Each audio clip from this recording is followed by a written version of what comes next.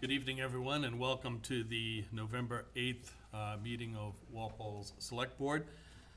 It is after 7 o'clock, our posted time of the meeting, so I call the meeting to order. Let's start by standing and reciting the Pledge of Allegiance. I pledge allegiance to the flag of the United States of America and to the republic for which it stands, one nation, under God, indivisible, with liberty and justice for all.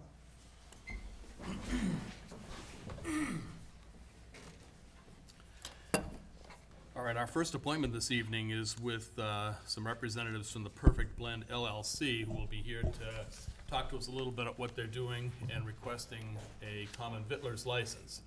So if I could ask you to just come up to the mic and just maybe introduce yourselves, tell us a little bit about what you're doing with the Perfect Blend, and we'll take it from there, okay? Sure. My name is Maggie. This is Jen and Aubrey. We currently own and operate a location in Bellingham, Mass. We have for the last 2.5 years. We'll be doing the same thing here in Walpole. We do healthy meal smoothies, nice and filling, balanced protein, carbohydrates, healthy fats, and 21 vitamins and minerals in there. All sorts of great flavors to kind of, catch everybody's niche and cravings. And then we also offer energizing teas, good balance for a good pick-me-up, refreshing, and then we also do caffeine-free refreshers for people that are sensitive to caffeine, good way to hydrate the body. And then we also offer coaching, great atmosphere for people to get together. It's kind of like, we refer to it as sort of like Cheers, just without the alcohol, basically. So, good community spot for people to hang out and enjoy, have something healthy, and make some new friends. Well, that's wonderful. Thank you for that introduction. Let me ask the board if you have any questions for... I would just say we're very glad to have you in downtown Walpole, and you bring some more life down there, and welcome. We're excited to be here. Welcome, and good luck as you go forward with it. Look forward to it. Thank you so much. Thank you. Hey, Ally? Motion to approve the request of the Perfect Blend LLC for a common vicular license to operate at 947 Main Street. Seconded. A motion and a second. All in favor, please say aye. Aye. 500. Thank you. Congratulations. Good luck. Yep. All right, our next appointment is with the Chairman of the Board of Assessors, Jack Fisher. We're going to discuss the classification hearing. So, Jack, welcome. Thanks for coming tonight. I know you've provided some information for us ahead of the meeting, so why don't you just take us through what you've got here? And we'll go. Well, no, the purpose of the meeting tonight is just to kind of set the stage for next week. Gotcha. Okay? The package went out. I wish we could have got it to you a little bit earlier, but honestly, we didn't have the certified values from the state until Friday. Okay. So it's been a push since Friday to get the package together. I just want to say briefly, next Tuesday, and I very much appreciate, the board very much appreciates that you're taking the extra time to have the meeting in the off week. As you know, we're really pushed right now to get the tax rate certified so that we can get the bills out on time, because we do not want to miss the mailing date of the end of December. And if we push it out an extra week, that just puts too much pressure on the state. And if they delay, then it just backs up everything, and we could run into a crunch. So I really appreciate you taking the time with us next week. If there's any questions at all on anything in the package, don't hesitate to reach out to myself, Dennis, any of the board members will be happy to walk through it. It's the standard package. It starts with with what the impact would be for the current rate, the current shift, and then it goes through how we arrive at all the other stuff, gives some historical data in there and such like that. So if there's any questions at all, don't hesitate to reach out to us. I have to emphasize, though, and that we really need to make that decision next week. By putting it out an extra week, then that puts the pressure on the state, which doesn't usually work out very well with them. And we need to make sure that we can get the tax bills out on time at the end of the year. Well, I appreciate you coming here a week ahead of the actual discussion that we'll have next week, and we will absolutely take care of that next week. I know that you're under some pressure to get that done, and we understand, and we'll make sure we take care of that. Does anybody from the board have any question or comments for Jack? Go ahead, Glenn. Hi, Mr. Fisher, welcome. Do you have a recommendation from the Board of Assessors? Do you have a recommendation yet from the Board of Assessors? We're meeting later this week. You'll meet later this week. What are some of the factors that will go into your deliberation? Well, I can speak as an individual here, not as the full board. One of the big factors that I think we need to take into account is the relative split between residential property and commercial property. Yeah. There's only about 13% of the total valuation in Walpole is for commercial property. So you go ahead and you reduce the tax burden on the residential, it has a disproportionate impact on the commercial. And at 13%, you take $1, divide that by 0.13, it's about $7.50. So for every dollar you reduce a residential tax bill, you're going to increase the average commercial tax bill by $7.50. And that's a big consideration. It hasn't been easy for the small business owners and the people that own property in Walpole that have commercial property over the last 3 or 4 years, and this just makes it that much worse. So I think that's a key consideration right there. Yes, it's difficult for the average homeowner. Values have gone up a lot. We have the normal increases through 2.5 plus new growth, plus we're starting to have the impact of the middle school bond issue. But you need to keep in mind what that impact is to the small commercial property owners. That's a big consideration for myself. And I know that it's probably shared by some of the other board members, but we're going to have that conversation later this week before we meet on Tuesday. So what you said makes a lot of sense. I think that should weigh heavily, the disproportionate fact that residential is 87% and 13% for commercial. Is there a trend in Walpole? I mean, I'm just, anecdotally noticing that we have more residential it seems to me that instead of a commercial base being increased over the past 12 months, that it seems like we've had more residential properties that have opened. Is there actual data to support an increase in residential versus commercial? I think the answer to that, Glenn, is it's anecdotal right now. I mean, I'll go back and talk to Dennis and we'll do a little bit more research on it. Okay. But if you think about it over the last 3 years, what's been most of the construction? It's been the big condo developments Right. downtown. Yeah. Okay, we have the 3 big ones, and that's had a huge impact. Yeah. I guess my other question is, and this has popped into my mind, is, and I don't know if you know the answer, are some of the condo bigger developments, are they taxed at a commercial rate? Do you happen to know that? No, So the bigger ones, I don't know, sometimes the bigger ones are If considered they're a businesses. residential, they're taxed as residential. I understand, okay. Okay, that's all. I'm sure I'll have more questions next week, but that's great, thank you. Any other questions for Jack? I had just one, and you may not know the answer, but last year, I seem to recall that a lot of the growth appeared in the commercial side, commercial industrial, if I'm not mistaken, that we had a lot of growth in the tax base of the commercial industrial. Do I recall that correctly? I know last year we had a huge jump, last year and the year before, in the residential because of the condo developments. I'm trying to think where the commercial was. I'll have to check on it, Jim. I think the C&I side of the equation went up because we had a number of expansions that took place in the manufacturing space. So I'll be interested to hear about that this year compared to last year as Okay. we get into the conversation next week. We'll get that for you. Great, okay. All right, anything else for Jack before we let him go? Jack, thanks again for being Okay, here again, tonight. don't hesitate to reach out if you have any questions at all. Okay, thanks, Jack. We'll talk next week. Thanks, Jack. All right, next we have appointment for the Walpole Housing Authority. There is one position opening, and this is for tenants that live within the Walpole housing units that we have here in town. So we have 3 candidates for one position, Beatrice Marcellus, Brian LaBelle, and Donna Gogan-Nolan. So what we'd like to do is have each of you come up and talk to us about who you are and what you bring to the discussion. So as a member of the Walpole Housing, we can make a decision as to who best to appoint for the single role that we have. So we'll just take them in order, I guess. Is Beatrice here? Hi, Beatrice. How are you? Yeah, please just come up to the mic and just introduce yourself and tell us, why you want to be on the board. Hi, my name is Beatrice Marcellus Nicholas. I'm just living Walpole housing for like 10 years. But now I want to join in the board from Walpole housing. But I'm not really sure no more for that to be in the board. But I'm just interested for that. and then talk to Denise from the housing. I'm interested to be on the board. That's my first day. Yesterday I missed the meeting. That's my first day I'm coming.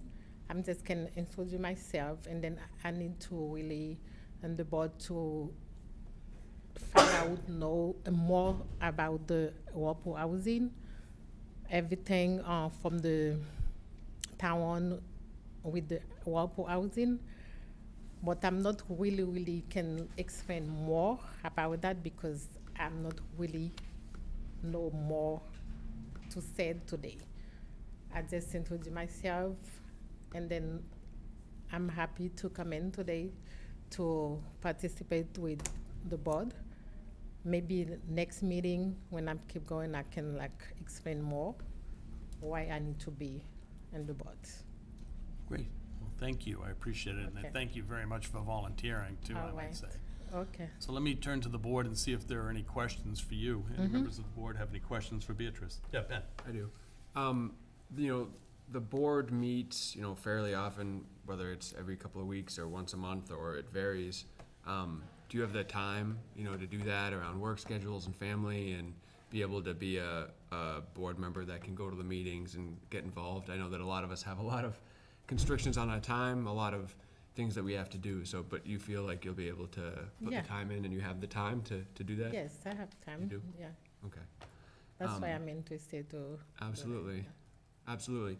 And I just wanted to mention one other thing for all the applicants. I mean, whoever is selected tonight, and not to speak for the board, only for myself, whoever is selected tonight, I would encourage the rest of you to go to the meetings and to continue to be involved. You know, we have a lot of boards in town that have full members, and then they have associate members. And the associate members can't vote, but they still go to the meetings, they're still involved in the discussions, they still participate, all those things. So I would certainly encourage whoever doesn't get selected tonight to continue, you know, and there is not an associate member for this board, but that doesn't mean you can't go and still take part in the Okay. meetings. So I'd certainly encourage that. Thanks, Jim. Thank you, Ben. Right. Okay. Anyone else? Thank you. Okay. Yeah, I just reiterate what Ben said, and so please to stay involved, appointed or not, but really, again, appreciate you coming here tonight, and we'll move on to our next candidate, and then we'll go from there, okay? All right. Thank you so much. Thank you, Beatrice. Okay, Brian LaBelle is up next. Brian?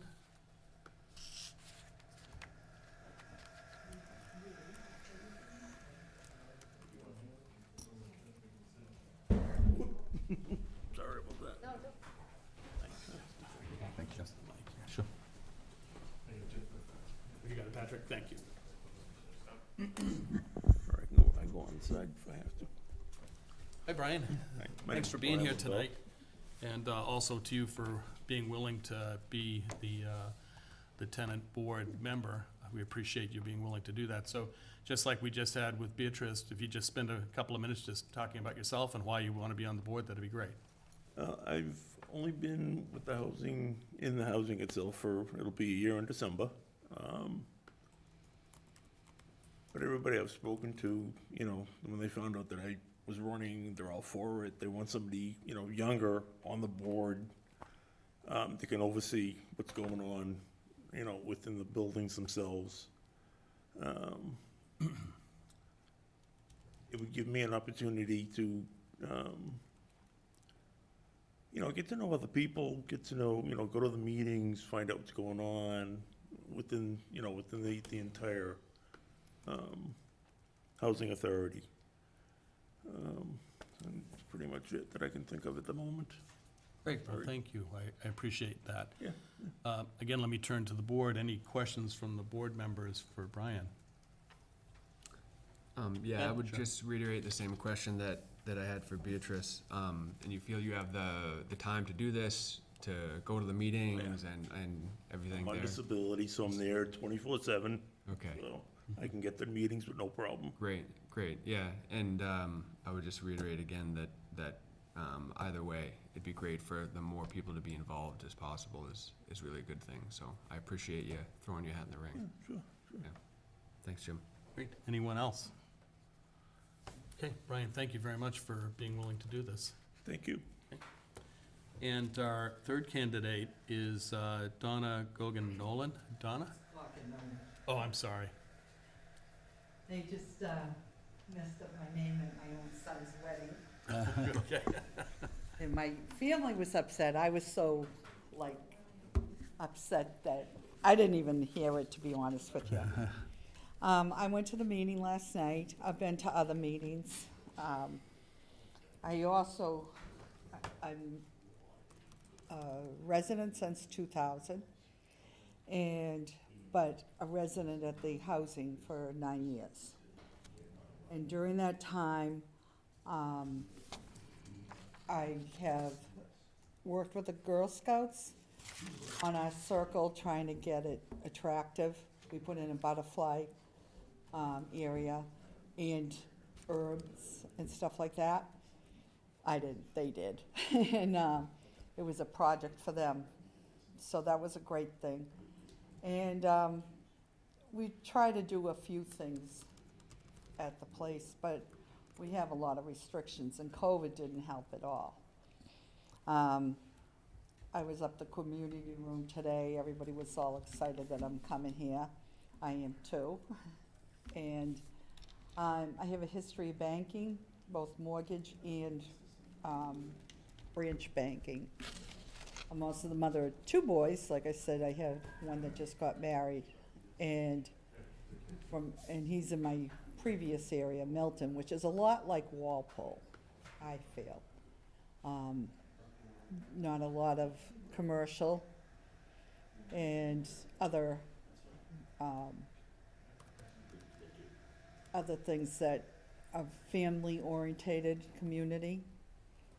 So, that being said, my other son, he lives a few places. He's been in Quincy, Weymouth, all places, and a couple of times at my house condo in Walpole at the time. What I would like to do is be involved, and from a tenant's perspective, because a lot of things to us are sort of mystified. We don't know what's going on, and I feel like this will be, I'll be grateful to get on so I can understand the workings of the board. I have never done anything like this before, but I have been on committees in Milton. We lived on the East Milton side, and at one point they tore up the middle over the expressway. And I was telling them last night, I was a big promoter of they were gonna quit our busing at the same time they were doing the expressway overhang. And so I had to look into what it costs for a bus and all this other stuff, and what the safety issues were. And even though they had crossing guards and everything, I was adamant, and I went to the school committee meetings and all that. And I wasn't the only one, but that was my special area, which was the busing. And we did get our buses. And my main thought was, what's the price of a bus compared to a life, you know? And there should be a few spaces around here that need lights for the town, especially up on Washington Street in Polly Lane. That's like taking your life in your hand. But anyways, the main reason I'm here is because I would really like to be part of the board. My neighbors, I don't know where Brian lives, but I'm at Neponset View, and they were immediately voted me in, kind of thing, when they saw the posting. And they said, Donna, you're the person that can speak for us and all that. And I know that's not the main part of the job of being a tenant person, but I think I can put in a perspective from a tenant's viewpoint. And I'm gonna learn something too, which is amazing at 70 years old and retired. I used to work at Stop and Shop because some of the faces here look familiar before COVID. And I don't know, it's just something I've always been interested in politics and things like that, but I would really like to do this. And I guess that's it. And Great. someone have questions for me? Yeah, well, thank you for that. That was very helpful. Let me open it up to the board as we did with the others. So, questions for Donna, from the board? Ben? I appreciate, Donna, you saying that you're retired, so it certainly sounds like you have the time for it and the willingness. I didn't catch, and maybe you said it, if so, I apologize, but how long you've lived there, or how long? 9 you've been- years. 9 years? Okay. Well, it'll be 9 years in May, Yeah. Okay, thank you. okay? Other questions? Looks like Judy would like to say a few words. If you Hang on just are one open to second, that. Judy. Sure. Any other questions for Donna? Okay. No, thank you. Donna, thank you very much. Thank you. Appreciate Thanks for again your volunteering. All of you. willingness to volunteer. Judy?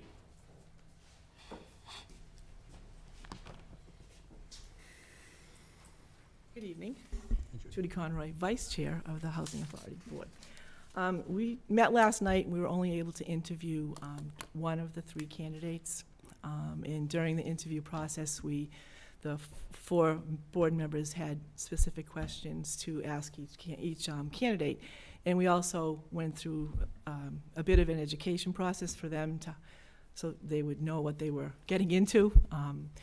So what we were asking you tonight to do is, we scheduled a meeting for next Monday to interview the other two candidates. And we'd ask you to defer your vote tonight if possible, so we can give our input to you, so you get a feel for the position and so on and so forth. We don't have a local tenant organization, so coming from you duly have the right to appoint anyone tonight.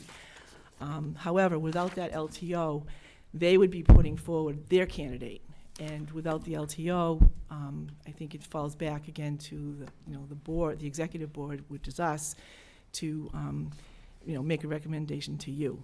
Because without the local tenant organization, they actually would be sitting with the board at meetings, and they would have their candidate of choice. I think we're a little bit under a time frame for some reason, but I just hot off the email press, and I'm trying to read it on my phone. Denise sent me some sections, 358, section 5, which does allow your board to make an appointment within a reasonable amount of time, which could be up to 60 days. And it seems to be, it's not a mandate, it's not part of the state law, I guess it's a guideline. We have 4 board members now. We're in we're not in budget time. We're in kind of the audit general review going on. So it's not, we'll be able to get a quorum.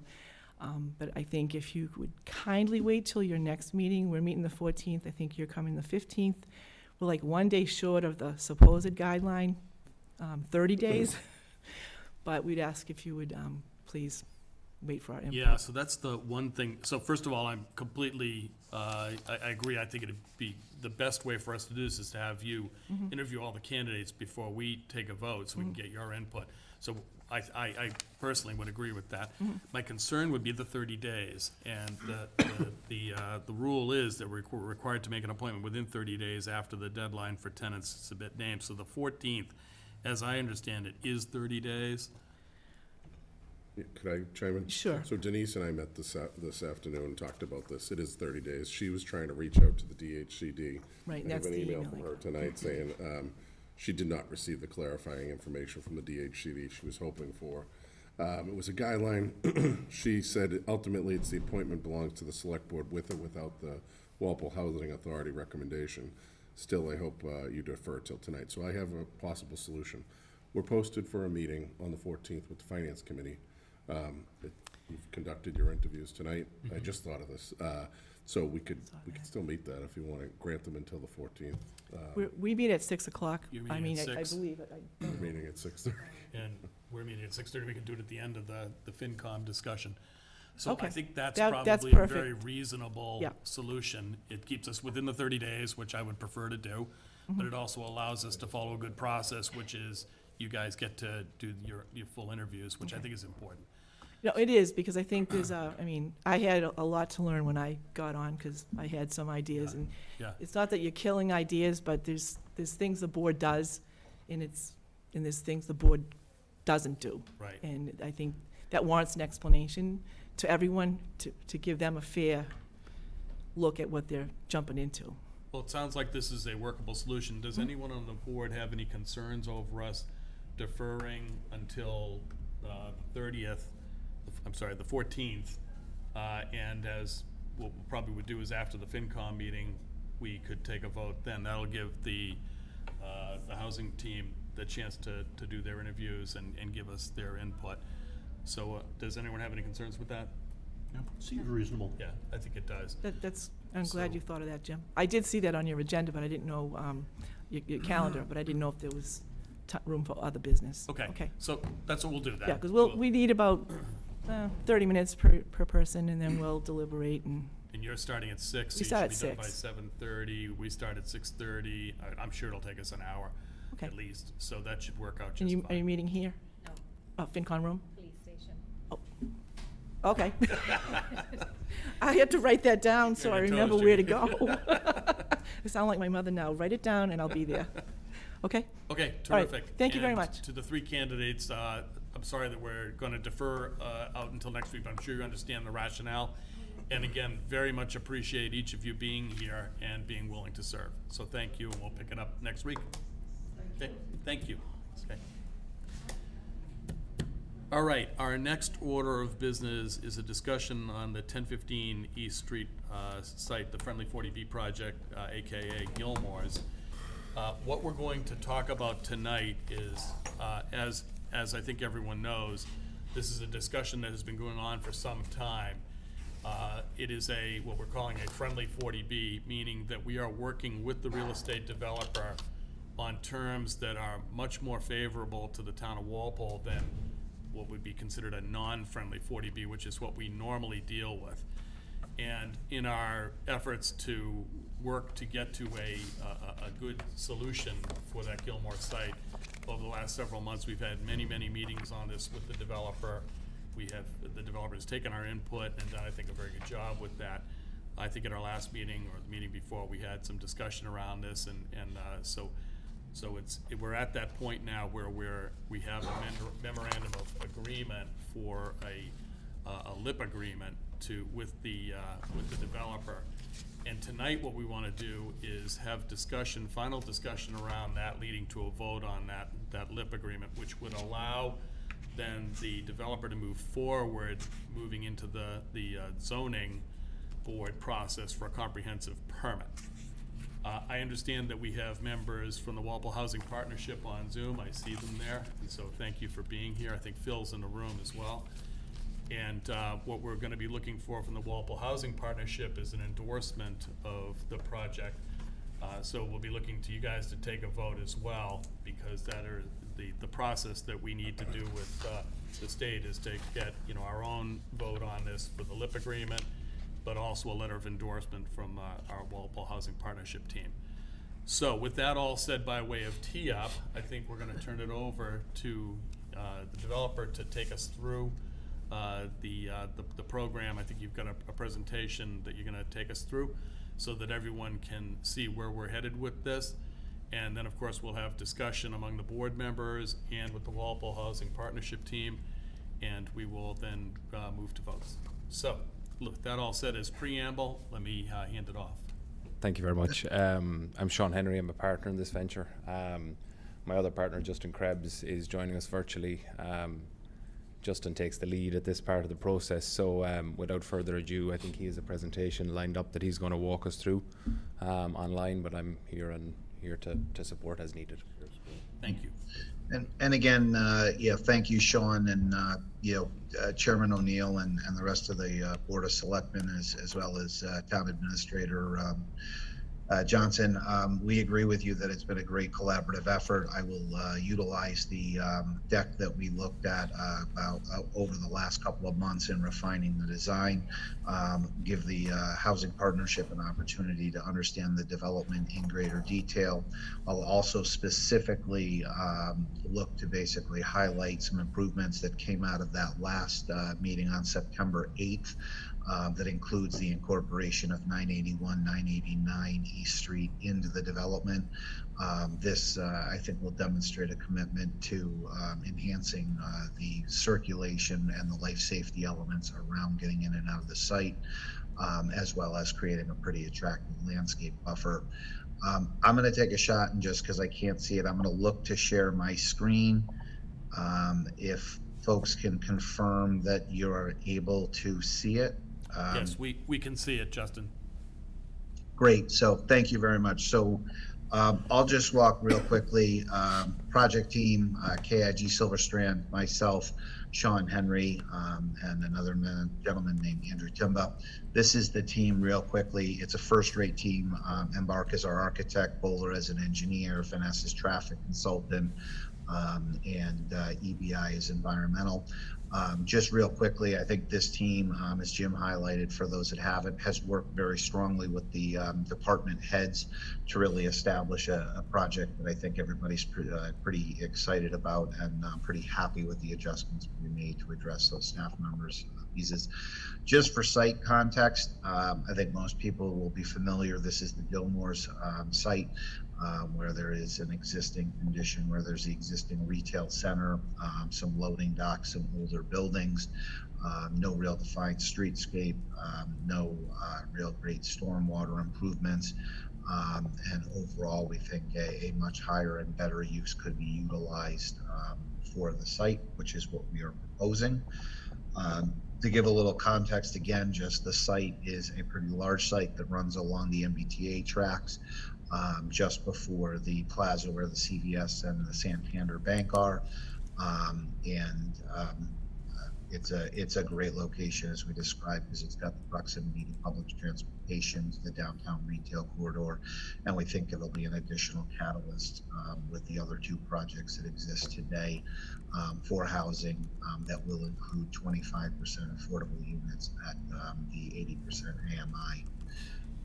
Just real quickly, we're running through the positive site attributes. Like I said, public transportation and the local infrastructure, including busing. We think that the project will enhance the overall neighborhood corridor. There will, as we'll discuss, be improvements through us that will include sidewalk improvements, roadway improvements, landscape improvements. So it'll really enhance the walkway and pedestrian corridors. We will also make an attempt to have a easement connection through to the other parcel over. So ultimately, if there is redevelopment of abutting retail, there will be good connectivity.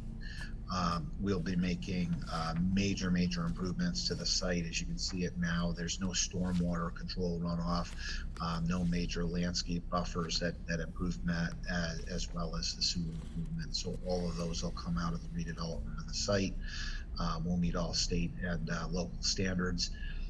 This is being done, as Chairman O'Neill indicated, under a local initiative program, the LIP, which is a real benefit to the town because both from a design standpoint, there's a very early collaboration and I'll almost say consolidation of thoughts, concerns, et cetera, from all the town's department heads and the agencies that work within that, as well as then the opportunity to define the mitigation up front. As far as what will be done, and that is not the same process you would go through under a traditional 40B process. This will also help advance Walpole towards its 10% affordable requirement, and again, with 25 new units on the 142 we'll be developing, we think that's a great contribution. Hey, Justin, I'm sorry to interrupt you, but at least I'm having a little bit of trouble hearing you. Could you just speak a little bit louder? I absolutely will, and just Thank let you. me if I need to. I don't want to I've been told I'm loud, so I apologize. But I'm not sure we dropped off, but the local initiative program, as I highlighted, is really great because it allows collaboration for the design of the project, tremendous amount of input from staff. So when we do head into the initial approval process with DHCD, the town has really put a stamp on something that I think can be supported from the staff side, as well as offering the opportunity to specifically define the financial mitigation that'll be addressed within the project.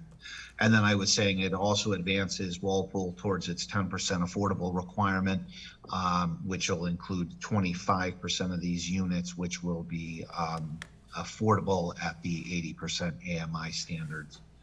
So a nice contribution to the affordable housing stock of the town as well. This real quickly is the site plan. I'm going to show another one. This is the original site that included just 1015 East Street. Through our dialogue with the town and the board, we have now been able to put under control the two single-family houses or multifamily houses that are just to the right of this site. This you'll see in the next slide allows us to make some really good improvements, I believe, to the overall circulation of the site, allowing, as you can see, 2 entrances into the project, and also softening the curb cuts, creating a pretty attractive landscape buffer, and a much easier overall access component for life safety equipment to the project. That is in response to, again, I'll call it the final bit of dialogue we had related to the project following up after the September meeting. Moving along, these are just the typical floor plans. It is kind of a U shape. You'll notice that, you know, the amenity spaces where the club room, the fitness center, and those elements in yellow, those are more public access. There is an internet cafe down in the corner that will have 24-hour access, or I shouldn't say 24-hour access, but access to the public for utilization of meeting spaces, etc. You'll also see there's additional landscape buffer. Then we have a contained pool and outdoor deck space within the kind of the bottom of the U, of the upside down view. This will be parked in effectively largely, there is a grade change, but largely below grade parking, utilizing stackers.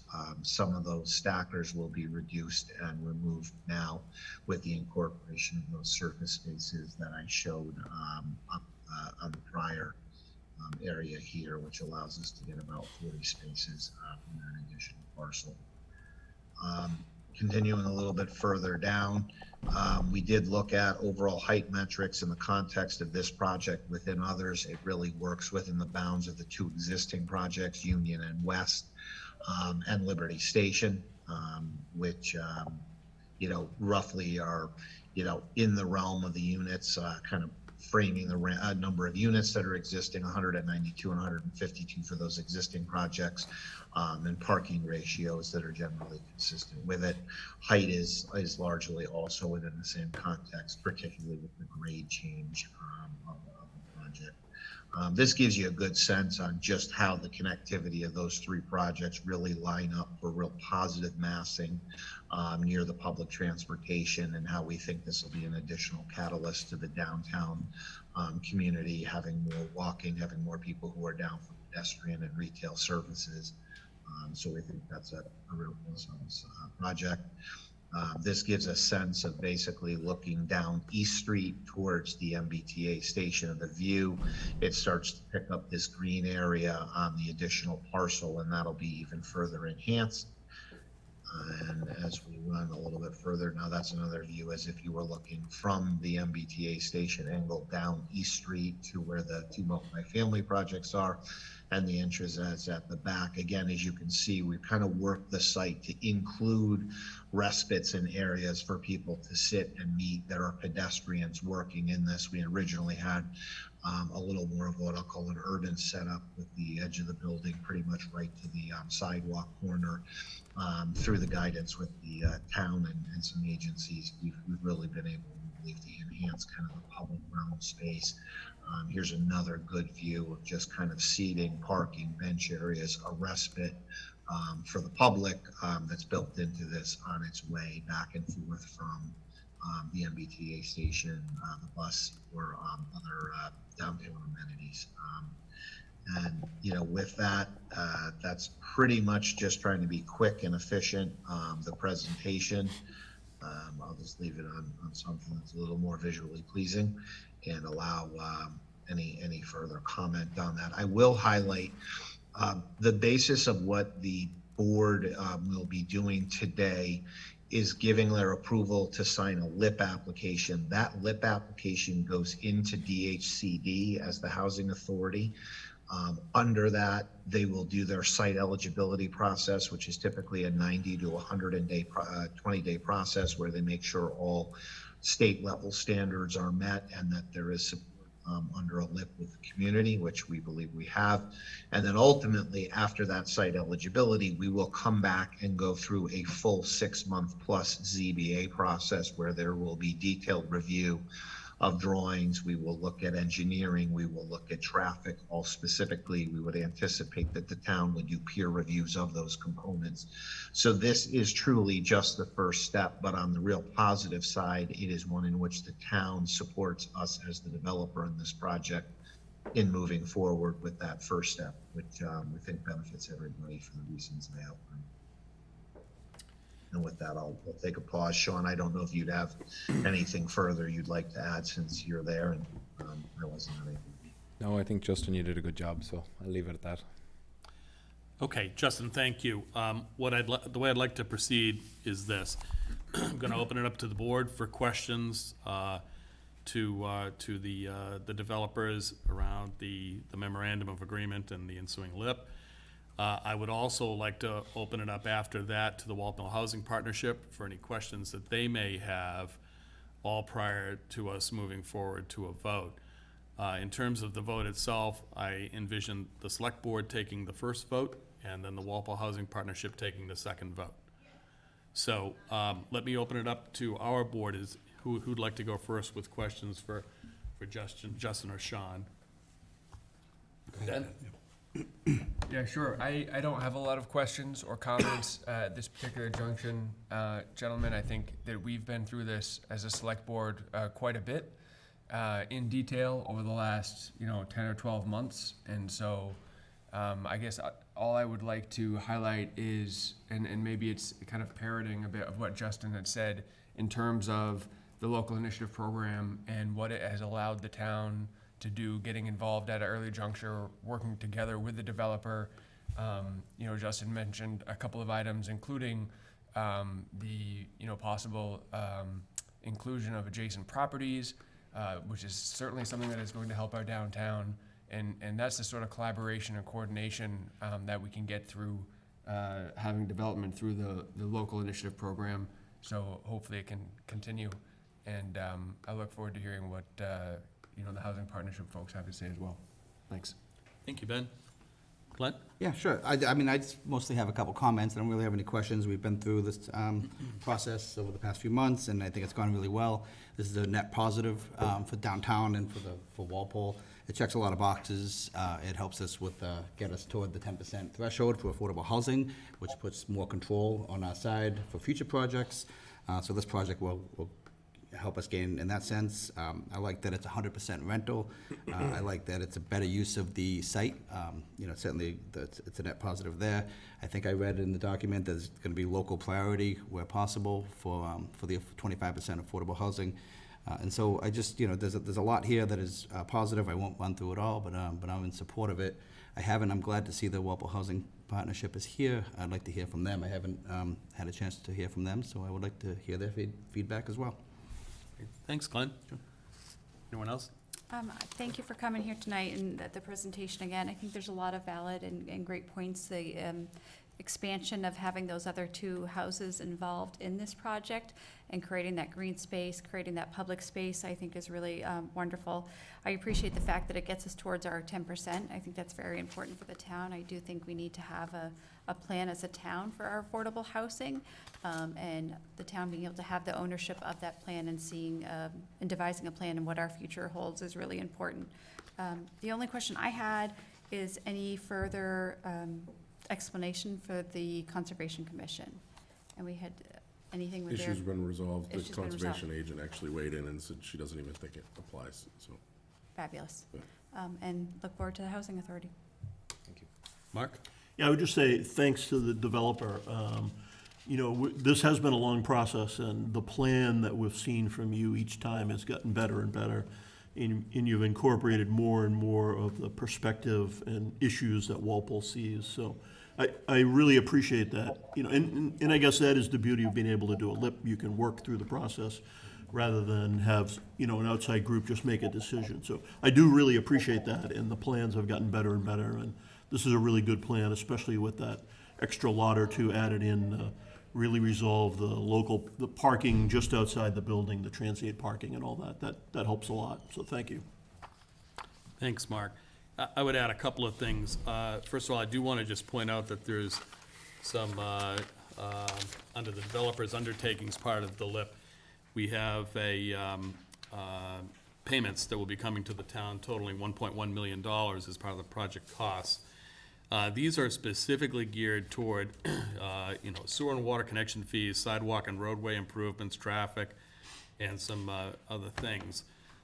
So we have targeted $300,000 in water connection fees, $200,000 sewer connection fees, and then mitigation funds, including funds to design, construct, and reconstruct sidewalks along Elm Street, funds toward traffic mitigation as identified during the ZBA hearings, which will come forward, funds to pave the roadway on East Street between Main and Elm Street and install sidewalks on the south side of East Street along the same roadway, and funds for traffic mitigation at the Elm Street school.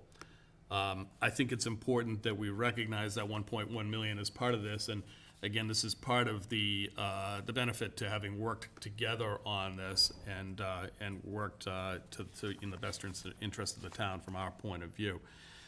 There are a couple of other things that I wanted to just point out that I think are just worth saying. In terms of the project information itself, that is in section 5 of the secondary attachment to this LIP. We've got some things that I just want to call out. Hang on. Let me get to the right spot here.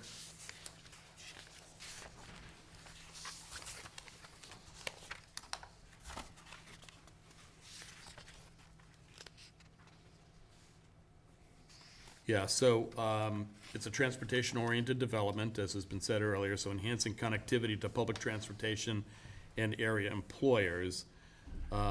It is built with recycled and renewable materials focused on energy efficiency. The project uses energy efficient technologies and/or low toxic materials. Energy Star rated appliances and low flow fixtures. Low consumption water fixtures, enhanced insulation in windows, low maintenance and renewable materials, and so forth. There is also some further information here that I just want to touch on in terms of the surrounding area. So 0.2 miles away from Walpole MBTA train station. So again, part of that theme of being part of the transportation-centric project. It is also close to a number of restaurants in the downtown, which should benefit the local businesses. At least we would hope that would be the case. And I thought there was one more thing. Maybe not. But anyway, wanted to just touch on those things as part of the overall agreement, because I think they are all net positives to the town. And again, part of the reason that it's been a beneficial process for us to go through working with you on this.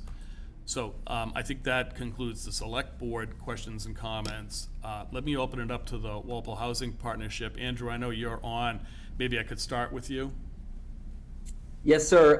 Thank you, Chair O'Neill. And I just want to open it up by some formality of just calling to order the Walpole Housing Partnership. We have the select board member, Ben Barrett, as a member of this committee, along with myself, and Audrey Grates on the Zoom call here. I see Philip Chadarowski is also in attendance in person. I don't know if Willa Bandler is also in the room, but we have at least 4 or 5 members from the Housing Yeah, Partnership. So a Willa quorum. Willa is here, Andrew.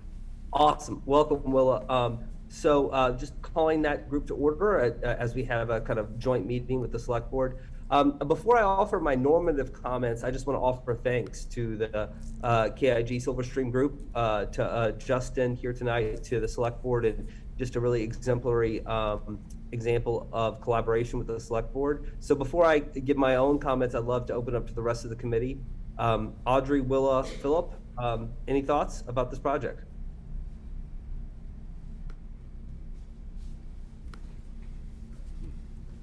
Philip Zakarowski, Housing Partnership. I first want to say I think this is really a good project for our town. I think it looks like it's been well thought out. It's really in keeping with trying to have more dense housing closer to transportation, and it gives us affordable housing. So I just have a couple of questions.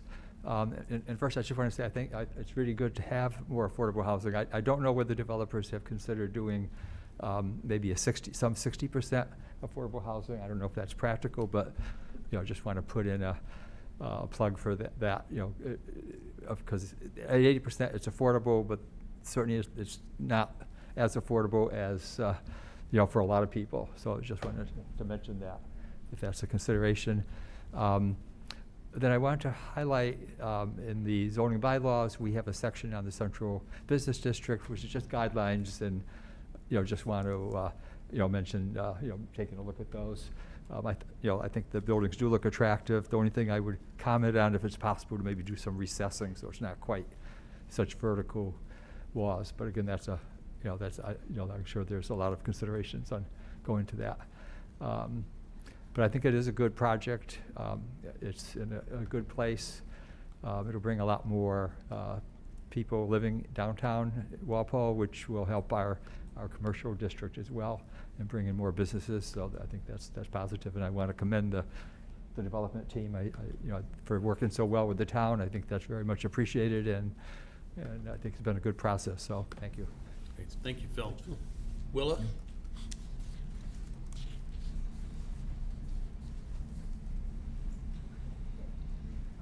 So, hi, yeah, I guess I would totally agree with Phil. I think it would be fantastic if we could have some affordable housing that was affordable at a lower bracket. I mean, like 80% AMI is still, someone who's fairly well off. So I don't know if that's feasible. I also have a couple of comments that actually don't specifically have to do with affordability. Like in the sort of some of the stuff that we've read, they were talking about using like green building materials and things like that. And I'm like, if you really want to be green, I would love to see, for instance, rooftop solar. They were talking in an earlier select board meeting, I don't remember the date, but we watched on YouTube recently that about how it always floods under the train tracks as it is under that bridge. And so I don't see why, like, if they're gonna devote almost a third of the site to parking, why can't we use a pervious material there instead of impervious paving, to help with that? Obviously, I'm sure you have other stormwater mitigation kind of things, but, things like that I think would be helpful, environmental measures. And then one thing that I think this is kind of out of left field, but it's important to talk about it now, which is that site is a really important site in Walpole. Like, I realize that now kind of the view is like there are higher and better uses of the area, but it's an important site to like the pattern of Walpole's history in terms of it's been an industrial site for a long time, and there's a reason that it's where it is, right? The reason that warehouse is along the tracks is because it used to be a grain elevator. And in fact, the current generation of Verrocki's, I think their father was the one who actually took down that portion of it because they were no longer, that was no longer how their business worked. But I think it would be really great if y'all could, have like a preservation consultant come in and like document the site historically, and like put that material at the MHC or whatever, where, people would have permanent access to just information about how that site related to sort of the fabric of Walpole over in history. So, like I said, not specifically affordability related, but if we don't do that now, like, you can't do that once it's been torn down. So, just wanted to mention it. So I think that's all I have. Great, thank you, Willa. And Sean and Justin, I'm gonna wanna come back to the two of you if you have any comments based on any of the feedback you're hearing. But before we do that, let's just finish up with the partnership team here. So Audrey, maybe I'll turn to you next.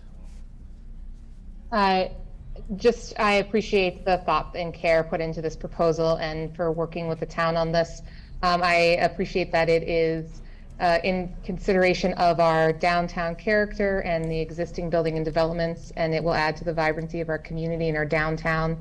I know the new residents in some of the downtown developments, I see them walking their dogs around town a lot and participating in our businesses and coming to our town events. And I see them at our restaurants too, and I think this can only bring more people to the town. I also appreciate the forward-thinking approach to this development by incorporating various aspects of what I think the buyer of the future would like as a apartment, a space that is located next to transit, next to a downtown, and more than having a one-bedroom or studio opportunity, but having other size units to attract a diverse family sizes and even roommates to come to town too. So thank you for that. Thank you, Audrey. Andrew, I think you said you wanted to add a couple thoughts to close out. Yes, sir. Thank you, Chair O'Neill. Just to close out really quickly here, just kind of shotgun style going through the points.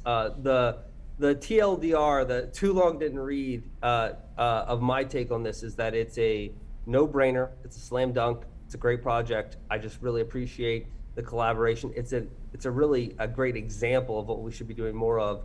So just the quick points in support of it. One, yes, obviously we need more affordable housing. That's the kind of lodestar of this committee of the housing partnership. So to increase our SHI, that's a benefit. Number one. Number two, the transit oriented development. This is a great model for that, and so that's a good thing. Third, what Chair O'Neill said about the 1.1 million sideway, roadway, sewer investments, all good. Fourth point is that there's still a lot of opportunity for community input, right? We still have a long process with the ZBA ahead, as Mr. Krebs has mentioned, so that's still to come. And fifth and finally, just give kind of macro context here, we have a huge housing shortage in the Commonwealth and in the Boston metro area. We have legislation that's still being enacted in terms of the MBTA communities, which essentially, allows for by right multifamily housing development near MBTA stations. And so this kind of development is coming, whether Walpole wants it to or not. And the reason is it should, right? We are a job-rich metro area. We have a lot of business opportunity. There's a lot of positive spillovers from pedestrian traffic that could come from this project. So for all these reasons, I'm strongly in support of it. The last thing I'll say is what Willa mentioned, which is, hey, it'd be great to have a lower AMI threshold, like 80% AMI. Affordable housing has this kind of this moniker, this scarlet letter for some folks. But just to give context, and correct me if I'm wrong, the KIG group, the affordable pricing in terms of these rental apartments is somewhere on the order of $2,000 to $2,800 a month for the affordable pricing. And so anybody watching this video on YouTube or watching it live, just think about your mortgage in Walpole. Think about how much you're paying for either a studio or up to a 3-bedroom for an apartment. That $2,000 to $2,800 range, $2,000 to $2,800 range, that still excludes a lot of folks. And so I just want to say I'm strongly in favor of this project. I don't know how feasible it is economically to make it at a lower AMI threshold. That's up to the developer. But in closing, I want to just really applaud the select board, the KIG Silverstream group here. I would like to make a motion to just move us forward, keep this meeting going. I'd like to make a motion that the Walpole Housing Partnership, our group, that we draft a letter of endorsement for this LIP project at the Gilmore site. So that's fine if you'd like to go first. I actually thought the select board should probably vote first, and then you'd be endorsing the vote of the select board. So if if you're That's okay fair. with that, Andrew, I sort of think that's a better order. I also do want to give Justin and Sean an opportunity to react to some of the feedback that you and your team have just given Andrew. So let me turn it back over to them before we get to, our vote. Justin, why don't you lead us off? Okay, I'll do that, and we can take it. I would say, as far as making the building design for green materials and stuff, we're very cognizant of that. As far as solar, I can tell you, we look at it repeatedly, and by the time you look at a lot of the systems that go on the roof, a lot of times it's not economic, and it's quite frankly not as green as we'd all like to think it was when you look at actually the functionality, the output. But we often design basically to have things wired, so when the capacity of the cells are actually strong enough that it can make a real dent on the project, the building is set to be wired. So we are always thinking about those types of considerations with regard to it.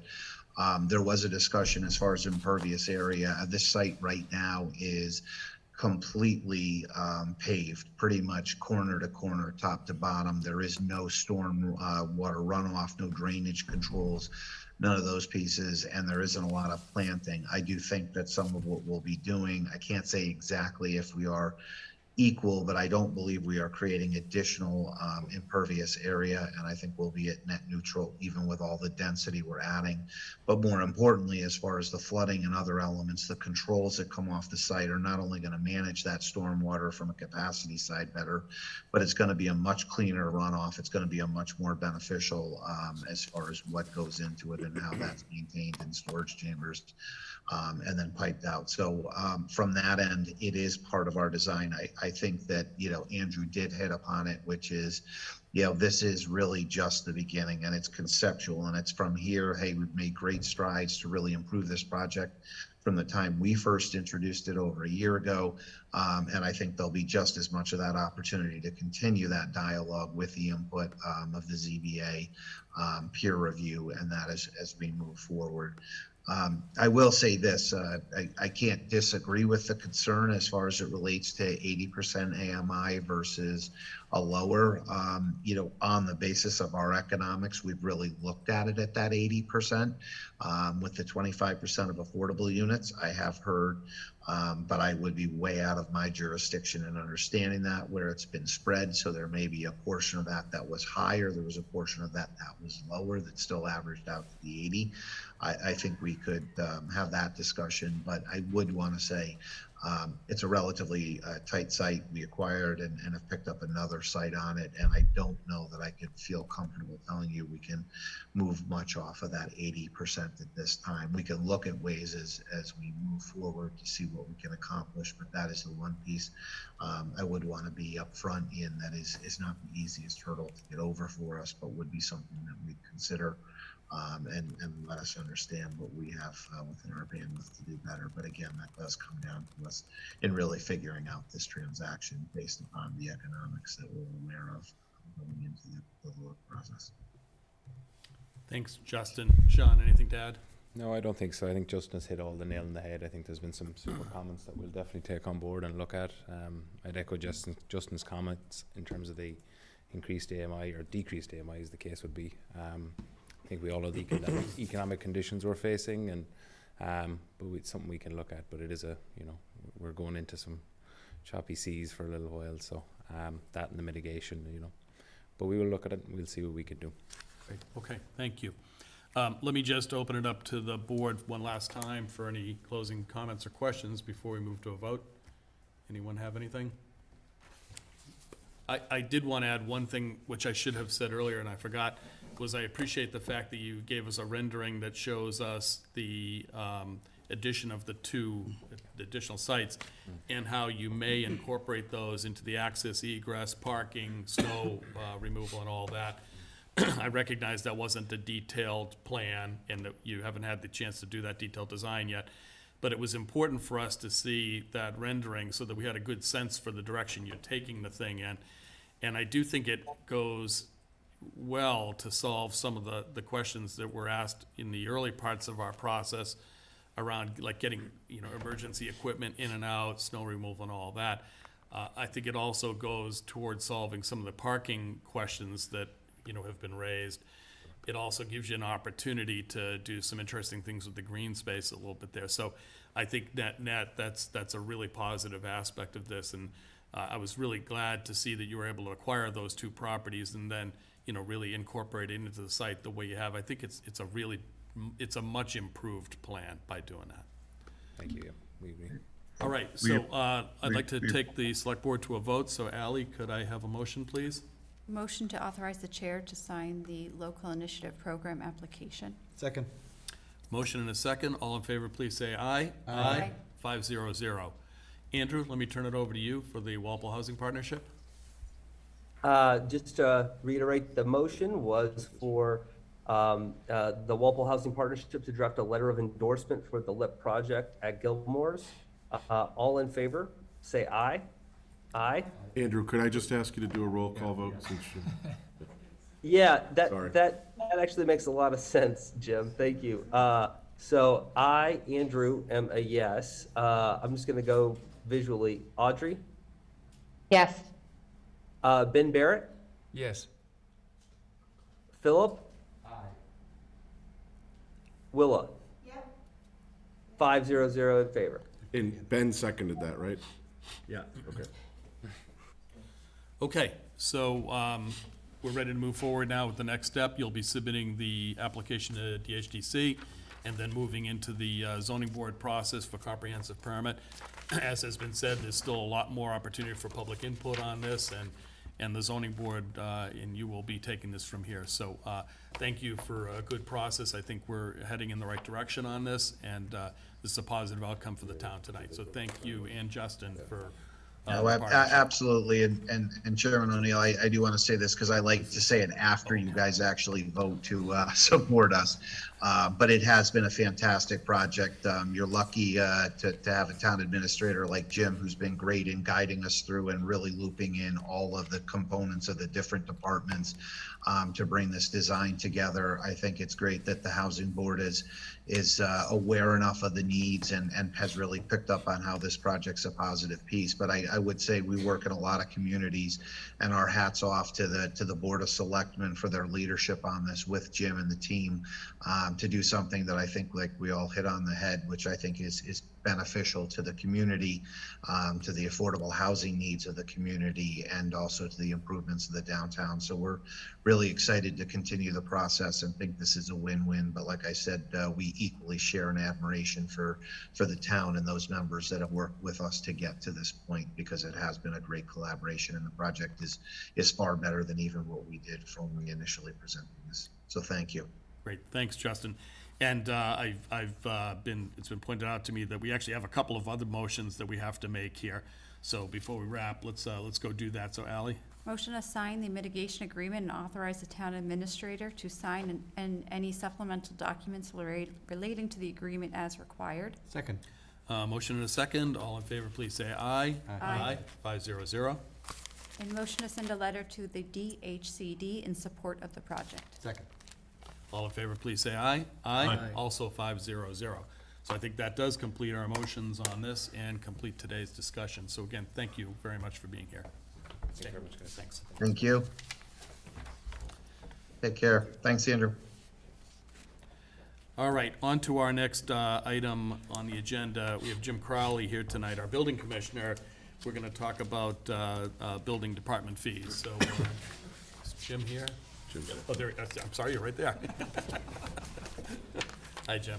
Thanks for being here tonight. Jim Crowley, Building Commissioner. I'm here requesting an increase in the permitting for multifamily residential. I'm basing this on as I given the memo to you, on that if you look at the amount of commercial we have done in this town, including the project previous to me, the majority of them is 3 family or more residential in the commercial side of it.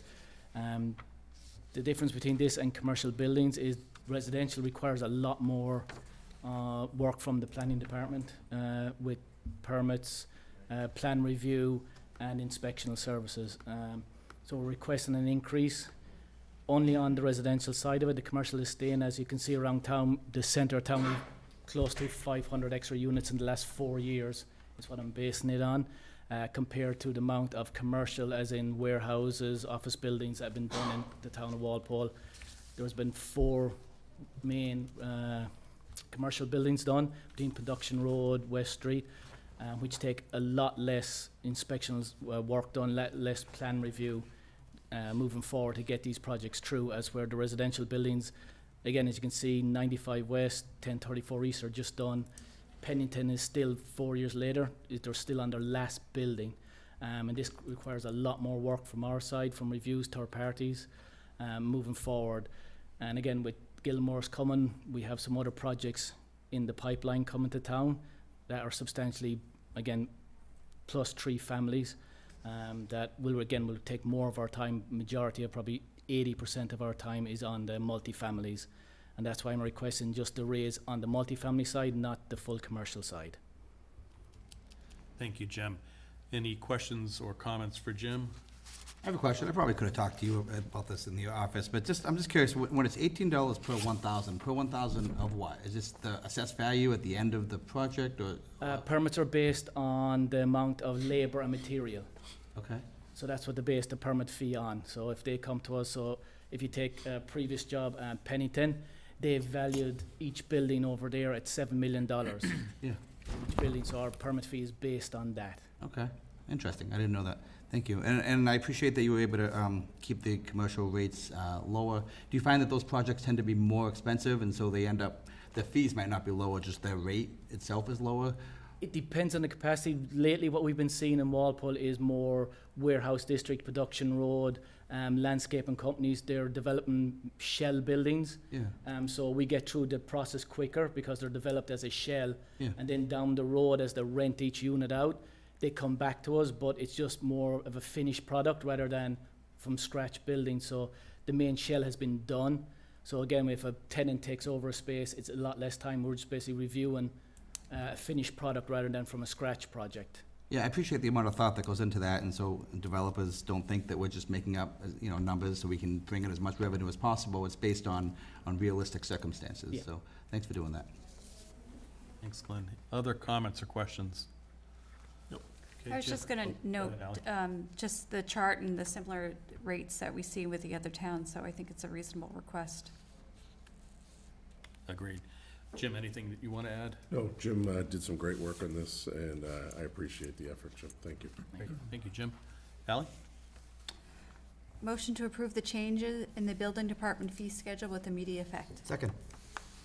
All in favor, please say aye. Aye. 500. Jim, thanks very much for being here. Thank you very much. Thanks, Jim. Okay, it's, our next up is open forum. Anybody here to speak at open forum? Doesn't appear that we have anyone here, so we'll keep moving.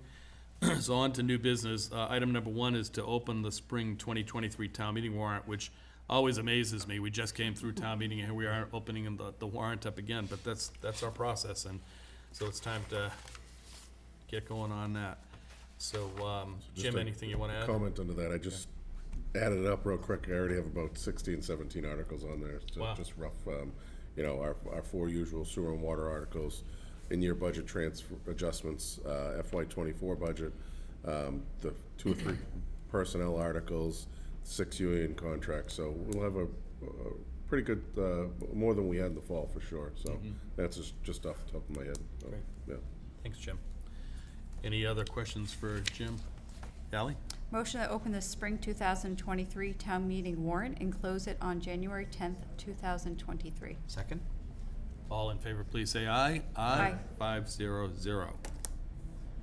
Our next one is a request to use $80,000 of PEG technology and infrastructure funds for infrastructure improvements. Jim, you want to just take us through that quickly? Sure, so actually, that's since been revised. Mike Donovan came down, I've actually increased it to 96,000 at Mike's request. The reason for the increase is the infrastructure improvements for the fiber optic runs to Jarvis and the Route 1A fields, soon to be LaRusso fields likely, have come in a little bit higher than expected, and I did want to just address that, make sure he has everything he needs as far as infrastructure for our Wi-Fi down there, infrastructure for our security system and security cameras down there. So that was the increase on that one. So this actually also addresses the capital list that Mike submitted to the select board back, I think it was last spring, when we asked all department heads. So this is going to accomplish a lot of Mike's capital infrastructure needs. I think the balance is about 365. I think I wrote that down, or 300,000 plus in that account. I have it written right there. So 336. So this would get that down to about 236. And you know, the cable companies, we are in negotiations with them. We do need to demonstrate that we are investing in our per the agreement, the infrastructure all through Walpole. So this accomplishes a lot of that and gets Mike to where he needs to be. Okay, any other questions for Jim? Ben? I just have one. Yeah, I think this is fantastic, as I've said before, and we've talked about it at length. But I wonder how best to like add into this or consider signage or or notice or some way to tell people, because we have, you know, Wi-Fi on the town common, Wi-Fi at the athletic fields, Wi-Fi at the pool and rec areas. That's all great, but people can't use it if they don't know it's there. I don't know what the common way is to notify people that there's Wi-Fi where you're at. If the I town's think we'll likely do some signage up there. I noticed when Patrick and I were walking through the bathroom facility earlier this week, we noticed a couple of the signs were incorrect, and Don was going to update that. Yeah. So once we have Wi-Fi down there, we'll just get the same signage just there. Yeah. public Wi-Fi available. Yeah, Yeah. yeah. Interesting. Okay. Thank you. Anyone else? Okay, Ally? Motion to approve request to use $96,000 of PEG technology and infrastructure funds for projects outlined in the memo from the IT director, Mike Donovan. Second. Motion and a second. All in favor, please say aye. Aye. 5-0-0. Next, we have a joint salt bid contract award. Jim, you want to just touch on this one? This is with Town of Medfield, who takes the point on this one. And they send this out each and every year. Rick's reviewed the bids here, recommend favorable action for Eastern Minerals at $72.50 per ton, and for CC Salt as a backup at $82.50 per ton. So I'd recommend favorable action. Just, I want to point out to you, Rick and I have talked about this. This is about 12% higher than last year. Last year we turned in roughly, I think it was 200 or 220 in snow and ice funds. Who knows what kind of year it's going to be, but this is going to eat into that. I know. I think he only has 6 or 8 contractors who've turned in. 12 contractors now, so we're not where we've been at previous years, but usually people are slow to turn things in, but this gets them some good bids here, and they're competitive, but it is higher, so we may have to increase the snow and ice budget heading into next year a little bit, depending on what type of year, but everything's going up across the board. Yeah. Okay. Any questions for Jim on this one? Ally? Motion to award bid contract 2023-10 joint salt bid to Eastern Mineral Incorporated. Second. Motion and a second. All in favor, please say aye. Aye. 5-0-0. Next is a request of Fancy That for a entertainment license for non-live music at 272 Main Street. Aoife, is all the paperwork in order on this one? Yep, everything is set. Okay. Jim, anything you would add on this one? No? We're all set. Any questions from the board or comments I'm from the just board? curious, so they're just gonna play music over the loudspeakers in their establishment? Yeah, so. They need permission for that? They're set up, the way the licenses are set up, there's like a certain fee for everything that you have. Yeah. And any kind of, before it used to be, if you had a radio, Yeah, okay. there was a fee for that. So it's kind of now upgraded to Pandora, Spotify, Sure, that whatever makes you sense. have that you play basically in your establishment. Okay, I understand, thanks. Okay. Ally? Motion to approve request of Fancy That for an entertainment license at 272 Main Street for non-live music. Second. Motion and a second. All in favor, please say aye. Aye. 5-0-0. All right, we have a request from Angelique Ruhana for a stadium event parking lot license at 40 Water Street. Jim, anything you want to talk about on this one? No, everything's pretty much in order. Building department's pleased with it, and they filled in all the necessary paperwork. Aoife is satisfied, so. Yeah, there was actually an original license on that lot, but it was sold to this, so they're just going to take over the license with the same conditions that was before, so the spots have been marked out already. And that's 29 spaces, right? Correct. Yeah, okay, good. Any questions on this one from the board? Ally? Motion to approve request for stadium event parking lot license at 40 Water Street with 29 spaces. Second. Motion and second. All in favor, please say aye. Aye. 500. Next, we have an agreement that we worked out with a contractor, a developer at 195 Lincoln Road. Had to do with some movement of walls and trees and things like that.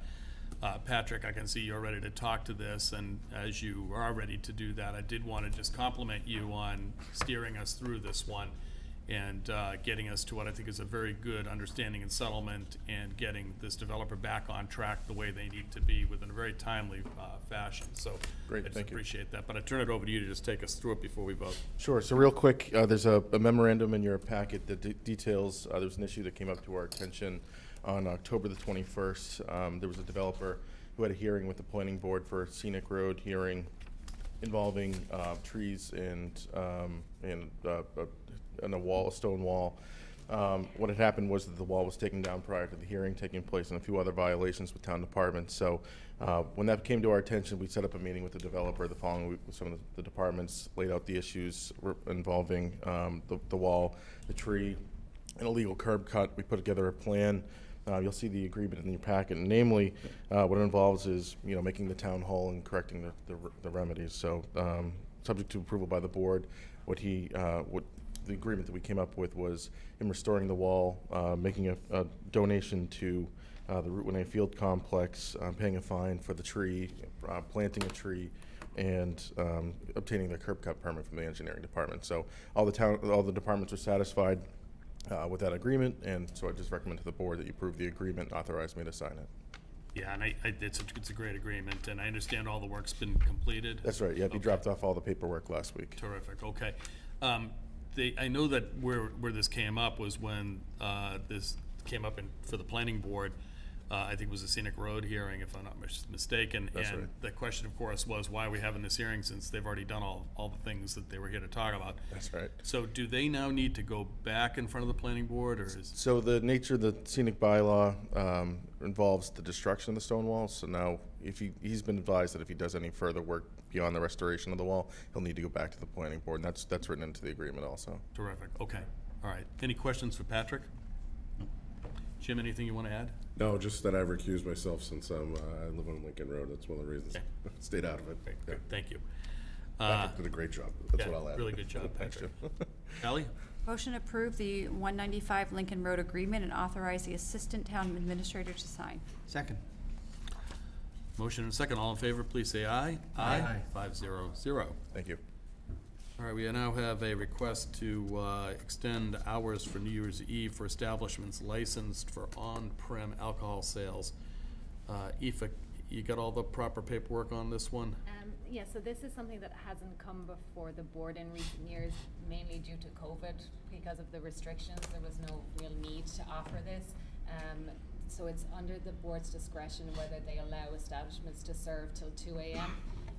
It's a Saturday night, so I'm thinking there'll be more places that would be willing to partake in this. I do have one condition in the motion that they do let us know by December 20th if they plan on doing this, so we can inform the police department so they're aware. So if this is approved by the board, I'll reach out to everybody and just make them aware that you're allowing this, but they do have to let us know if they're going to partake in it. Okay, good.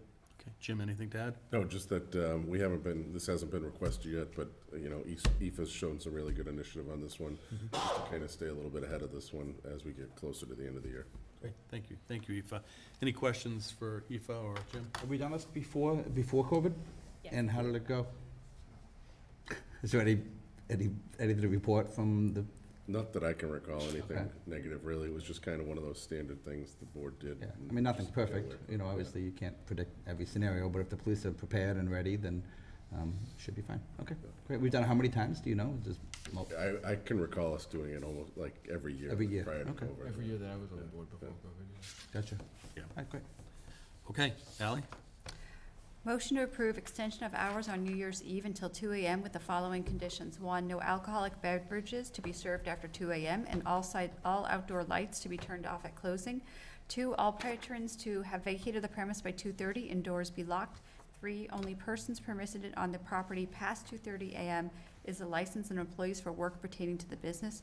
And 4, any establishment who wishes to avail of the extension of hours needs to notify the Select Board office by December 20th so the police department can be informed. Second.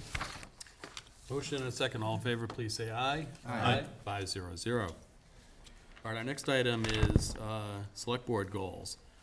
So our procedures but require us to have goals as a Select Board.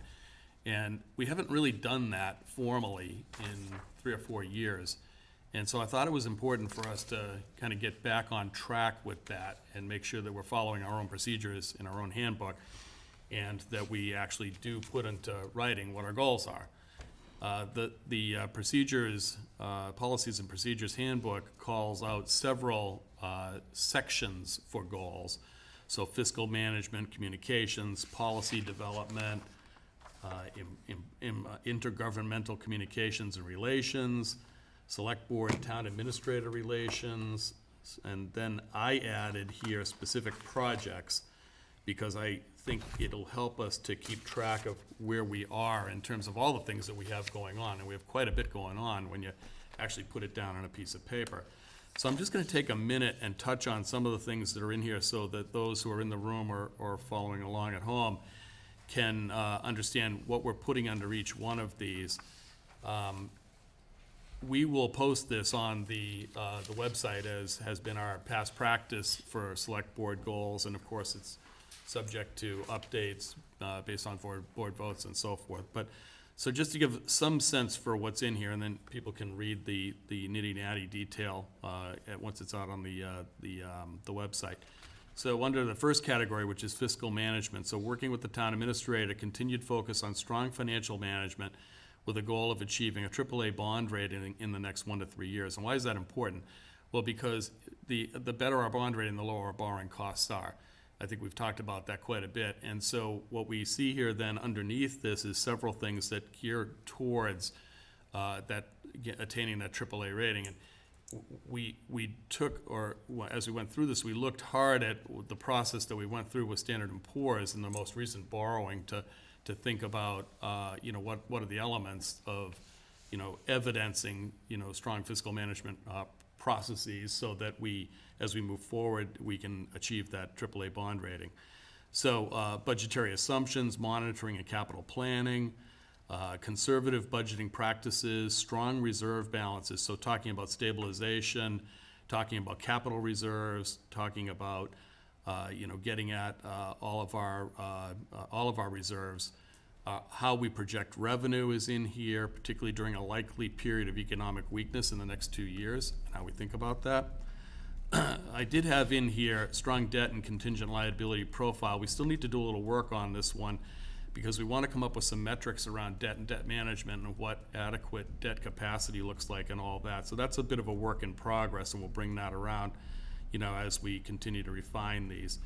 But also continued funding of OPEB per the 2.5% that we've agreed to as policy some years ago, and continue that for the first $2 million of free cash on an annual basis. Principled negotiation of union and non-union agreements, implement forward-looking management policies and planning. Whenever possible, look to regionalize services, as we've done in the past with like the Veteran Services Officer and so forth. Under communications, open and transparent communications. So with the town administrator, fire chief, police chief, through weekly and quarterly updates. Constituents, community level, meaning social media, major organizations such as the Council on Aging and Schools. Personal level, so things like how we handled the South Walpole traffic issues and concerns from residents, and how we get directly involved with those constituents. Continue to have a placeholder on at least one agenda item for open forum every month. We do that every meeting. And then public relations to keep the public informed. Policy development, working with the town administrator to develop and implement an action plan as to how to handle personnel matters, given the Select Board is now accountable for personnel policy. So going back to the accountabilities and responsibilities the select board took on through 2 town meetings ago, making sure that we have those plans in place. Forward-looking budget and management policies is noted above, updated policies and procedures manual. One of the things that, as we went through, and I think all of us had this feedback as we looked at the policies and procedures manual, it's a little cumbersome. It's about that thick, and it's real overkill in many areas. So I think we want to go through that and update it to streamline it as much as we can, but also then to make relevant changes around things like, Board of Selectmen to Select Board. Those changes haven't yet been made. The next category is intergovernmental communications and relations, so positive working relationships with all elected and appointed boards, making sure that we work through elected and appointed boards to set townwide goals and so forth. I note in here ARPA as a good example of that, and working with other boards and departments to make sure that we've done that properly. Number 5, select board and town administration relations, so strong working relationships with the town administrator, town clerk, finance director, DPW director, building commissioner, police chief, and fire chief. And you may think that sounds like motherhood and apple pie, but it's really important that we actually go and do that and make sure that we are setting clear goals, that we're providing performance reviews, that we're meeting frequently for updates when issues and emerging risks are coming forward. And particularly for the police chief and the fire chief, they each have 5-year plans, and we need to be working with them to develop those, but also to implement them and provide them the support they need to get those 5-year plans in place.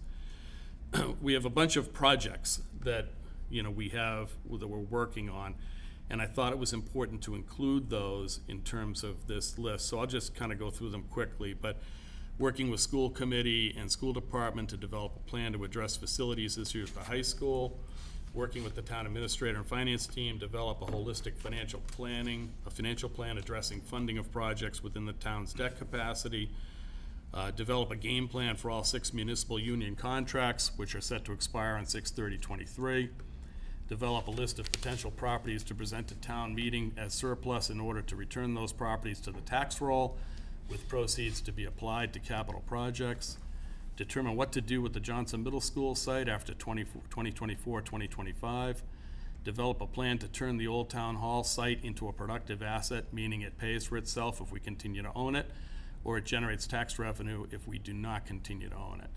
Determine reasonable use of the remaining ARPA funds, it's about 3.4 million, I think. Identify opportunities to move to sustainable energy sources through our participation in the Green Communities Act.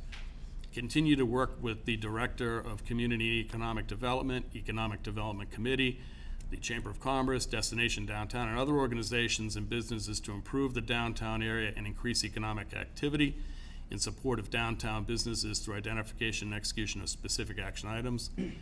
Work with the Recreation Committee, Recreation Director, and Town Administrator to develop a multi-year plan to prioritize and fund needed recreation infrastructure improvements with emphasis on urgent needs as identified in the Recreation Facilities and Programming Study. Work with the Planning Board, Director of Community Economic Development to immediately act on recommendations from the Master Plan Committee to the extent possible, which would include things like long-term planning to address affordable housing and to get ourselves to the 10% affordable housing, but also all items within the master plan.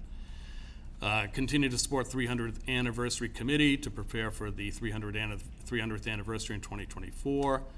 Work with the Walpole Food Pantry to identify a site suitable to support construction, privately funded I might add, of a new building and enter into a long-term lease agreement with the Walpole Food Pantry. Support the fire and police chief in pursuit of their 5-year plans, work directly with state agencies and our legislative delegation to ensure Walpole is properly engaged in determining the future use of Cedar Junction Prison, which is scheduled to close in 2024, and to resolve the revenue gap that may be created as a result of that closure. We've got the prison mitigation monies that are likely to go away. They will go away, I'm quite sure, once the prison is closed. Succession plan for top-level positions, and then continued dialogue with the MBTA on Franklin and Foxborough line service updates and pursue safety improvements and accessibility upgrades to the Walpole station to ensure MBTA follows through on its promises in a timely manner.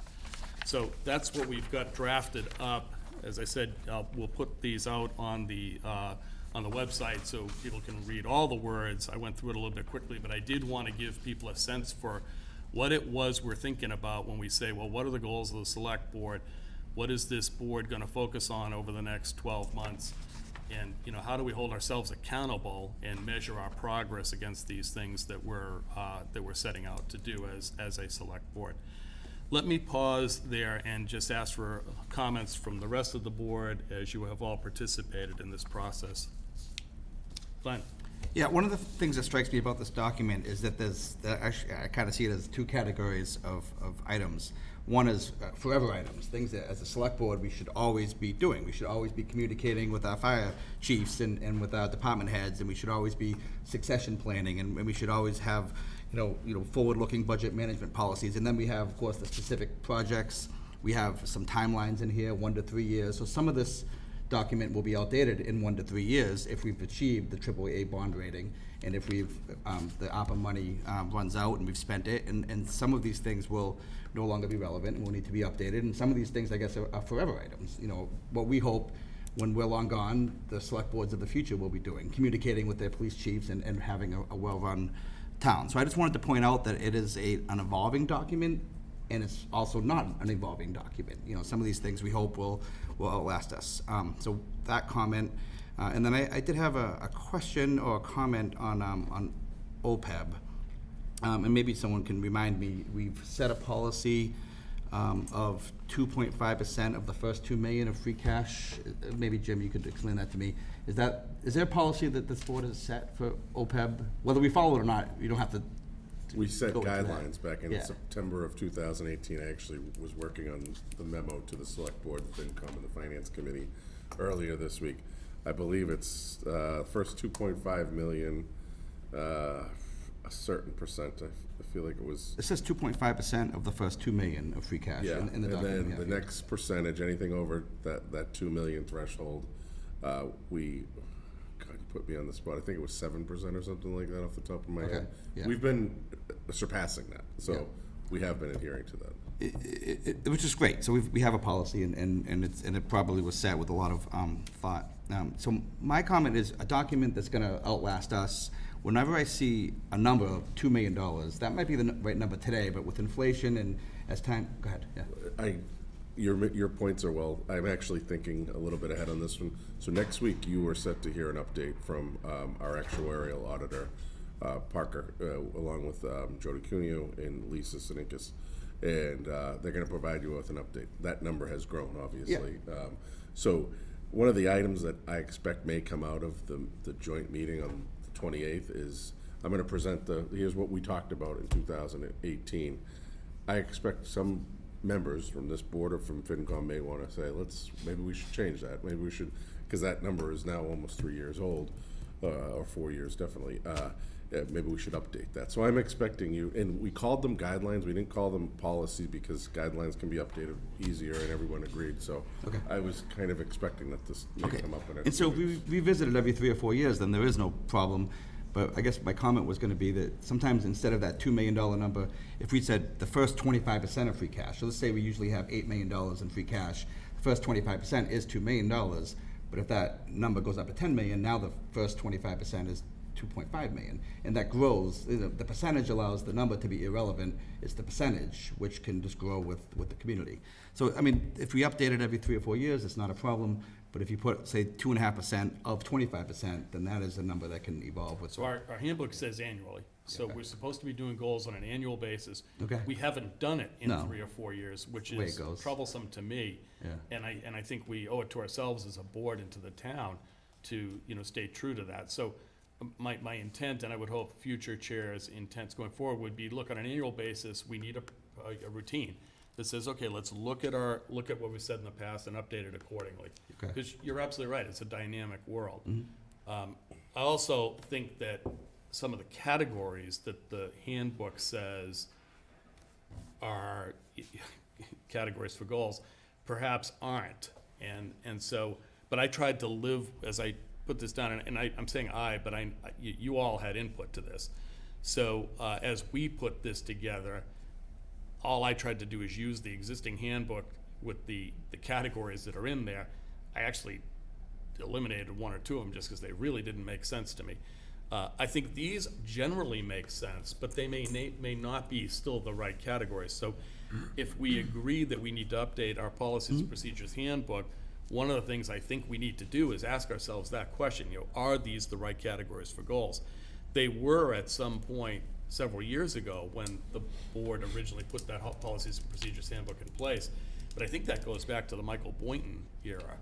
So we clearly need to update the policies and procedures. I'm very happy with what I have in front of me. I'm just being nitpicky about it. No, and I appreciate that, but it's absolutely the intent to update it every year, or even within the year. I mean, things change all the time. Yep. So, we should, and especially if priorities are changing, there's nothing to say that we as a board can't make a decision to change it at any point in time.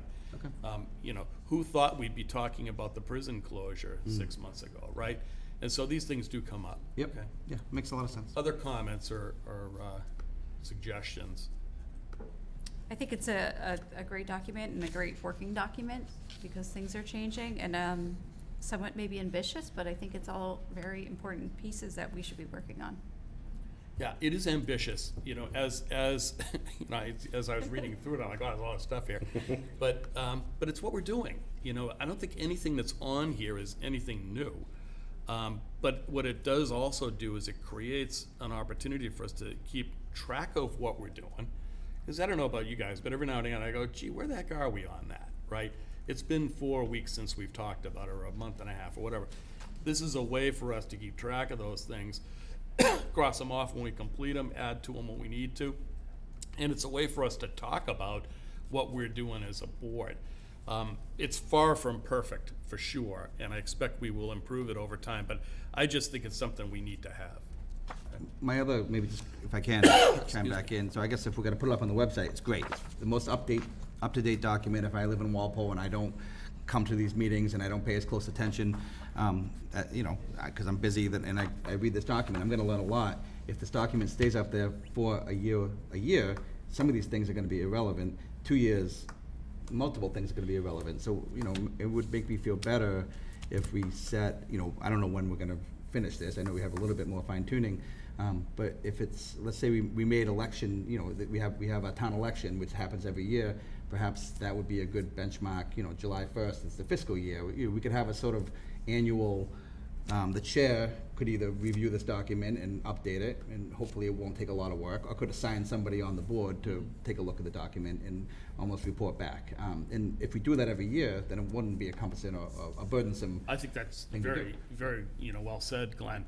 I also think we should allow ourselves the flexibility to change it within the year. Of course, yeah. Because we know how dynamic things are. So, and what's important today might not be important tomorrow, given other controlling events. Yeah. Sounds like an update to the policies and procedures. Yes. Which we need to update. I would also characterize it as a compass, not a map. So it is directional. It is not intended to get you to a specific outcome because it would become very cumbersome. But as a compass, it helps us to continue to steer in the right direction. And whether these things are all accomplished in 1 year or 2 years or 5 years, if they remain important, they should remain on the list. Okay. So what I'd like to do is vote to accept these as a first pass of the goals. I think there is some additional work to finalize them before we put them out there. So, but I would like to at least take a vote to say, yes, this is a good first pass, and we'll continue to update going forward. So unless there's further discussion, Ally? Motion to adopt the select board goals for the 2022-2023. Second. All in favor, please say aye. Aye. 5-0-0. Okay, now we have a couple of quick updates that we want to do on the school building committee and the master plan steering committee updates. We thought this would be important because we have representation on both of those committees, and we thought important for us to be providing updates from the select board on where we stand on both of these and our participation in it. Excuse me. So who wants to go first? School building committee, Ben? Sure, so the school building committee most recently met last week to review the 90% 90% design drawing package and the estimates for that 90% package. And really what that represents is exactly what it sounds like. It's an almost complete design of the building. So any estimate that is based upon that design is going to be almost entirely complete in its detail necessary to build the project. So it's very accurate. And that's a big step in any project, is to know where you're at 90%. Thankfully, and I'm gonna throw some numbers out there, thankfully, this reconciled 90% estimate came in at $94.3 million. And that represents an overage of about $1.1 million over the construction budget of $93.2 million. And that's just frankly fantastic news, as we've all, read and seen lately that inflation is really impacting materials, it's impacting construction. We heard from developers tonight who said it was impacting projects that are currently in the works here in town. So the fact that we can have an estimate that's coming in at within $1 million on a $94 million project, so just about 1%, a little over 1%, is great news. How do we get back to budget on that? Well, that $1.1 million can come out of a couple of unused funds that are currently within the project itself. They could also come out of some contingency that has been set aside specifically for design development in the project. There's a couple of options there. The school building committee will meet on November 15th to finalize that 90% estimate package and the cost reduction items for the $1 million. At that point, the 90% plans and the whole package will go into the MSBA to be approved so that that process can move along. And where that's ultimately heading is, assuming that we'll get 90% approval from the MSBA, they'll approve that package, we'll get the 100% plans done, those will be put out on the street to bid, and that all culminates in January of next year, a guaranteed maximum price contract, a GMP contract with Fontaine Brothers, who's the current the contractor out on site, for them to build the project. So it's we're breaking ground this month as well on it. They're going to start putting in the foundations, the contracts for concrete and structural steel and some of those components are in the works as well. So it's well on its way, and so far very much on schedule and, as I described, on budget. As we do get into like January of 2023, we'll start seeing more detailed construction schedules. So, because I know after I just say everything I just said, the question I always get is, well, when's it going to be done? When's it going to be open? So once that GMP is set, the guaranteed maximum price, we get the contract out of the way, that's when the construction schedules will start coming, and we'll see, okay, this is the end date. So we're really making some progress. Yeah, that's great. Yeah. And your point on the 1.1 million is right. Some of the other towns, I think, have seen much larger discrepancies or differences as they got to this level of design. I think obviously the key thing is going to be when the bids come in. When do the bids come in? It'll be January. Early January is when it's all finalized. But so what goes into that estimate is obviously the architect looks at it. Fontaine Brothers, who's on board now under a separate contract, they look at it, they do an estimate. There's an independent estimator working for Compass who works for the town. They do an estimate. So all of that, when I say reconciled 90%, all of those entities are looking at this. They're looking at the market. They're looking at, they're talking to subcontractors, having informal conversations to get an idea of that. So it's really an all-encompassing sort of an effort to reconcile that. So there should not be any surprises. Of course, there still could be over the next 2 months, but we're getting closer to certainty. Yeah, that's great. Yep. Okay. Any other questions for Ben? No, that's some really great news. I will say that people occasionally ask me when is the middle school opening, and I think the plan was, a year from September. So September is, 10 months away, and then another year from then, and I don't know if we know definitively that that's still the case, but we hope to. Yeah, that's the plan, right? All the end dates are still in place. So that's great. That's good news, and good news on the budget. Great, thanks, Ben. Master plan update, Ally? Oh, I'm gonna Oh, give the I'm sorry, master plan Glenn. update. Yeah, and I'll be brief, but we are working, we are toward the end of the process, it's going well. We have met multiple times, there's 13 members of us on the committee that was formed by the planning board. We will probably we have a full draft, and we'll be considering it, finalizing it. We will present it to the public so that they can see it and understand what we've been working on. And then the planning board, of course, will have to endorse it, and we hope that that will be finalized early next year, February 2023. A couple quick highlights. The consultant team is the Barrett Planning Group. They've done a great job. They've processed a ton of municipal data and reports to gather background so that we can put this plan together. Interviewed staff, municipal committee board members, to get firsthand knowledge of ongoing projects and characteristics of the town, goals for our future. Like I said, we have 13 members representing various interests throughout town.